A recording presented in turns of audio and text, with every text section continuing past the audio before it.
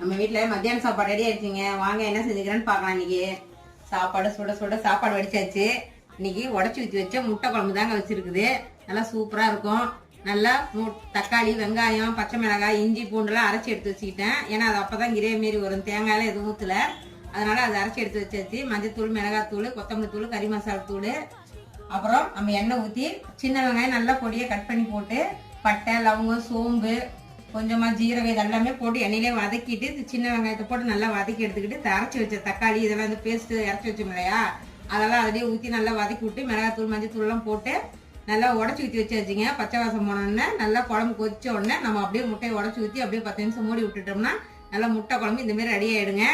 மிளகாய் கிள்ளி வச்ச சாம்பாருங்க, சூப்பரா இருக்கும். மிளகாய் கிள்ளி வச்ச சாம்பாரு நல்லா சூப்பரா இருக்கும். நல்லா கம்ம கம்மன் வாசமா இருக்கும். அதுவும் நல்லா ஈஸியா இருக்கும். அந்த ஈஸி பொருள் தான், ஏன்னா ரசம் வைக்கல. சரி, அதனால இன்னைக்கு வந்து இந்த மாதிரி செஞ்சாச்சுங்க. வாங்க நம்ம வீட்டுல